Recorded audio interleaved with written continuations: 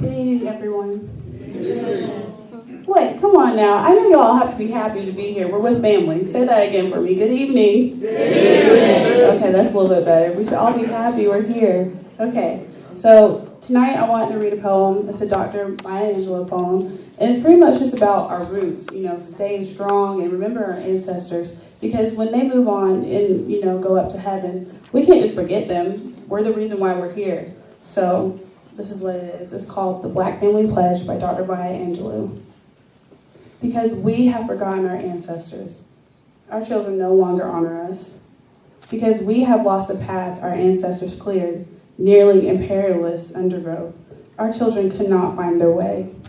Because we have banished the God of our ancestors, our children cannot pray. Because the long wails of our ancestors have faded beyond our hearing, our children cannot hear us crying. Because we have abandoned our wisdom of mothering and fathering, our befuddled children give birth to children they neither want nor understand.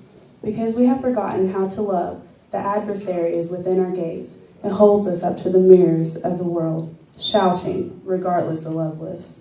Therefore, we pledge to bind ourselves again to one another, to embrace our lowliest, to keep our company with our loneliest, to educate our illiterate, to feed our starving, to clothe our ragged, to do all good things, knowing that we are more than the keepers of our brothers and sisters. We are our brothers and our sisters. In honor of those who toiled and implored God with golden tongues, and in gratitude to the same God who brought us out of the hopeless desolation, we make this pledge. Thank you so much. And everybody, enjoy your weekend and your evening. Good evening again. I'm here for reflections. First of all, I do want to say that I hope that you all enjoy this weekend with us just as much as we enjoyed preparing it for you guys to come. We had so much fun. We brought up things like someone mentioned a sugar sandwich. And somebody else mentioned they remember when they had sugar water. Didn't have the Kool-Aid to go in it, so we just put some sugar in the water to have something sweet to drink. And then we laughed about everybody had ice cream freezers in the summertime, and you could hear the churning, the ice cream freezer churning. And had the mosquito rags on the doors, burning to keep the mosquitoes away. But that was fun. And kids would fuss about who would lick the fork in the ice cream freezer. So now I had it this time, you had it the other time, And we laughed about things like, I know I'm not saying it right, but I know how it's supposed to go. But they said we called them mayonnaise sandwich. Mayonnaise. It was no mayonnaise. It was mayonnaise. but we had so many times and good times and being nostalgic and talking about all the things we used to do. And I remember once Rod was saying he had a lot of people at his house. I said, well, Rod, did you have to make pallets for them? And Kelsey said, what is that? Kelsey didn't know anything about a pallet. But I know there are some of us in here that do know what pallet is. Because when all of the family got together, everybody would stay at one house.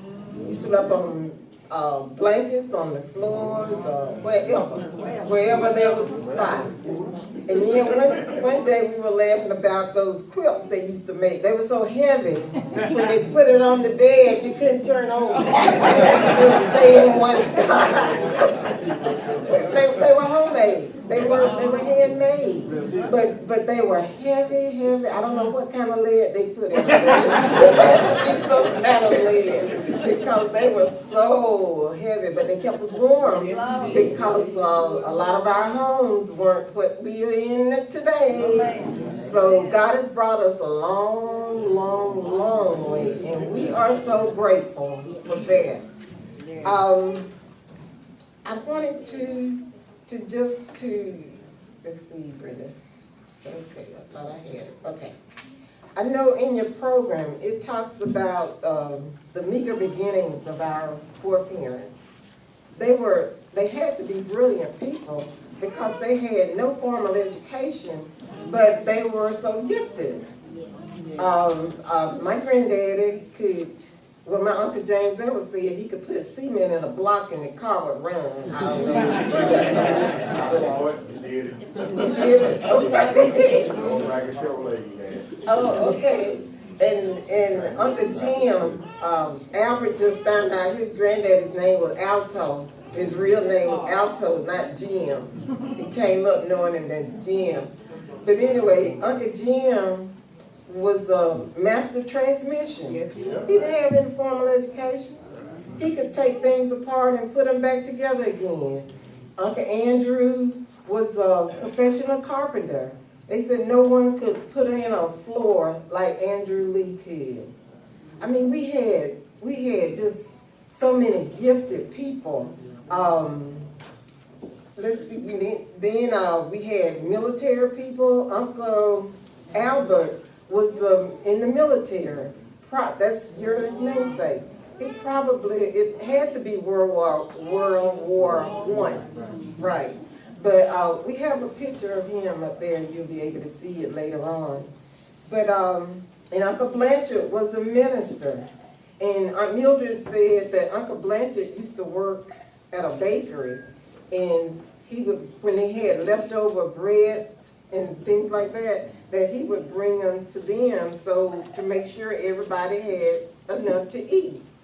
That's the way. Those are the kind of people we came up with. Aunt Scylla took care of a household, a family that she took care of for years. And then Aunt Berta was a cook. She could cook and clean. We just had so many. Uncle Alto was a race car mechanic. He traveled with Mr. E.D. Martin to take care of his race cars as he went around the world. Then we can look down and see from these meager beginnings what we have now.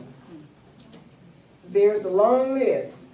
Military service, Army, Navy, Marines, and Air Force, social workers, nurses, educators, IT specialists, pharmacists, law enforcement, electrical engineer, attorney, caterer, Tennessee Valley Authority, sound engineer, hospital registrar, school administrator, psychologist, NFL football players, Detroit Lions, and the XFL Boston Brawlers, supervisor of gas operations, state correctional office, truck drivers, occupational therapists, employee relationship specialists, electrical mechanics, blackjack dealer. We even got one of those in the family. Knows how to deal those cards out at the casino. We have an optometry technician, NFL Chicago Bears, chemical compounder, college students, high school students, elementary students, and preschool students.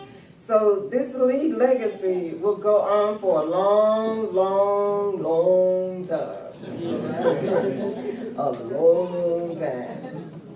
I forgot about Uncle Henry.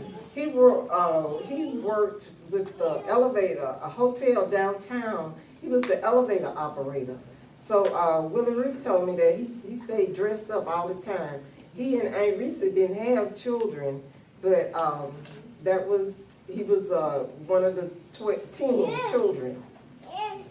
So we have a long legacy of people. Homer Lee, your daddy, owned his own service station. Thank you, David. Thank you. Yeah. Her daddy owned his own service station. And did I say my granddaddy owned a mechanic shop? But that just goes to show you that they were smart people. And that was the gifts. Those were gifts that God had given them. And our children have have those same gifts. They just have to put them to good use. And we have to continue to encourage our children to go further than we have gone. Just keep expanding so the line continues to grow. The lineage continues to grow.